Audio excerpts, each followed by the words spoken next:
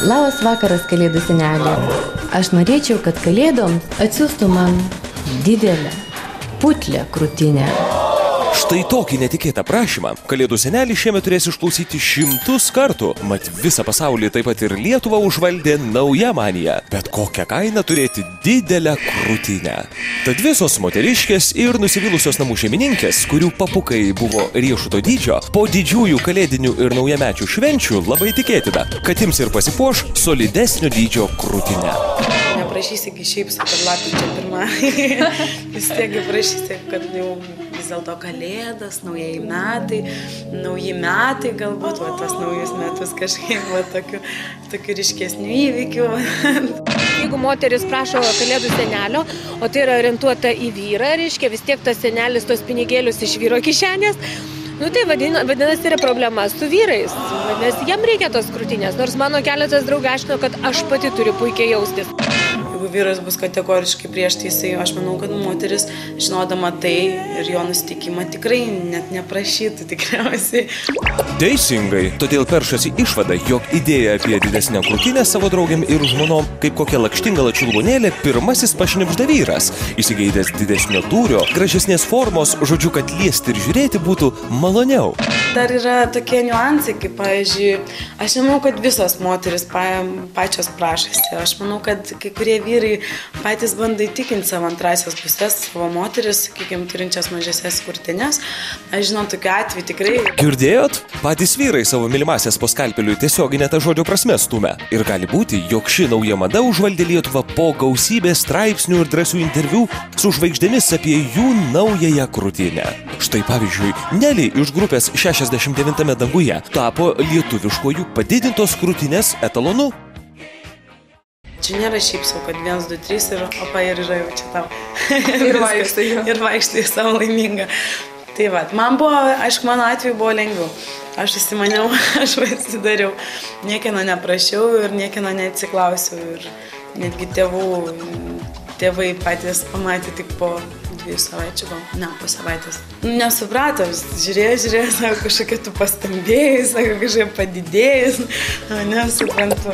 O dabar jau viskas aišku. Šiandien didintis krūtis, anokia čia naujiena ir net provincijos močiutė to vargiai benustebinsi, greičiau papiktinsi. Stojančiųjų prieš krūtų didinimo operacijas tikrai yra ne tik kaimuose, bet ir ant scenos. Prisiminkime dainininkę Fainą, kuri šiuo metu pristato savo naująjį albumą. Tame albume klausytojai galės peržiūrėti ir kalendorių, kuriame Faina seksualumu ir erotika vilioja.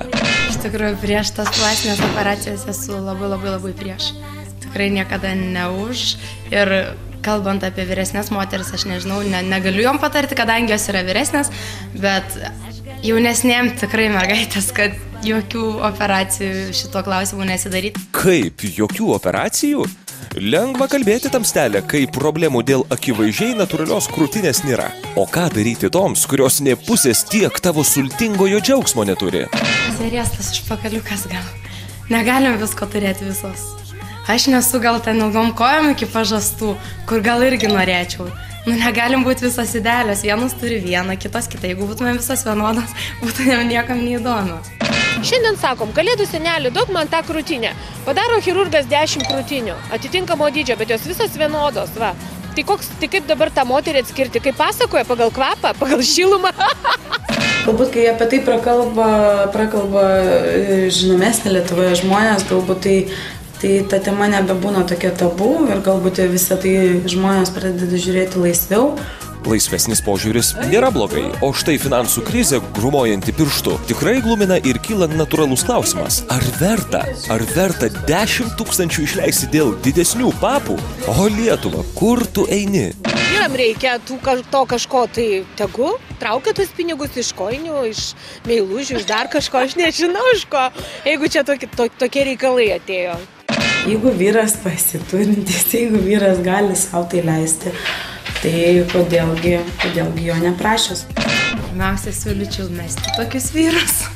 Jeigu jau spaudžia, tai tokio vyro, manau, nereikia. Gal jisai už metų užsimanys ilgų kojų, jeigu jų neturi, gal užsimanys ilgų pirštų, kurių irgi neturi. Gal užsimanys riestesnės nosytės, tai yra visiškai nesąmonė. Sąmonė, nesąmonė, bet chirurgams darbo netrūksta. O ir moterys, sakosi pačios norinčios atsikratyti kompleksų, būti gražesnės ir patrauklesnės savo vyrams. Vis tiek kažkoks tai labai ryškus yra, sakykime, įvykis gyvenime. Ir galbūt kai kuriomis tai pakeičia labai daugam. Man nežinau, man galbūt įkvėpia pasitikėjimo savim, o tai yra taip pat labai svarbu.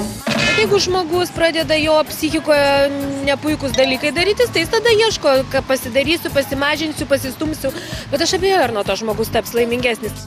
Ir nemanau, kad yra įdomios tos plastikinės barbės pripūstos ir operacijom visas padarytas. Didintis ar nesididinti krūtinės? Šis klausimas taip ir lieka atviras. Kiek žvaigždžių, kiek kalėdų senelio piniginėje šlamančiųjų, tiek ir nuomonių. Galbūt bus taip, kaip žavioji Nelly mums ir išpranašavo. Visos ir visi artimiausiu metu vaikščiosim patobulinti.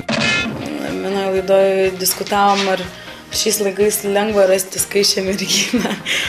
Taip, galbūt po kažkiek tai laiko ir Lietuvoje bus sunku rasti moterį su natūralia krūtine. Tai aš tikiuosi, kad taip nebus.